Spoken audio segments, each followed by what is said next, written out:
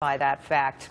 And President Trump touting job growth in the U.S., but it's impossible to ignore the scramble in D.C. on health care reform. You've heard about this, right? The repeal-only health amendment failing on the Senate floor late this afternoon. Can the Senate pass anything at all? Insight now from Health Subcommittee member Congressman Buddy Carter.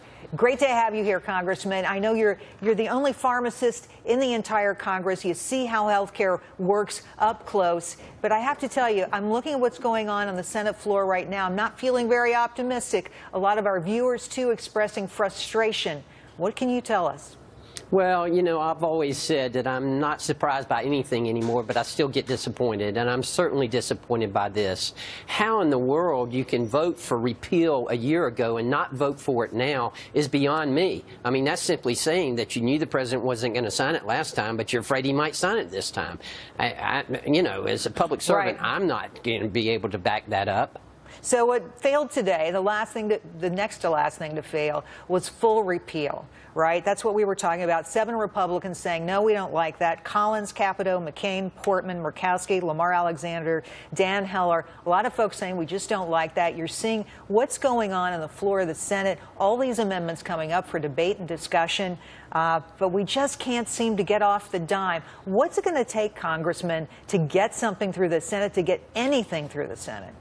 Well, that's for the Senate to make that determination. However, the most important thing right now is that we continue the process. And let them go through their vote-a-rama, let them consider a skinny repeal, but whatever they do, don't stop. Continue. Get it back to the House. Get it to where we can get it in the conference and continue on. Listen, this is, you know, we need to concentrate not on the promise that was made on the Republicans, but the deteriorating health care system. If we don't do something, we're going to be in a mess. We've got to do something. Well, a lot of people maintain, Congressman, that we're in a mess right now when it comes to health care, and the exchange is at the brink of failure already. Can you blame Americans for being really frustrated with the process? And it's hard for so many of us to really even understand what's going on in the Senate floor because it's so complicated. It's hard for me to understand. And I'm a member of the House, right. And I don't understand their arcane rules over there. And as far as frustration goes, listen, I was frustrated mid-afternoon the first day I got here. I can tell you there is a lot of frustration in the House and among our Republican colleagues.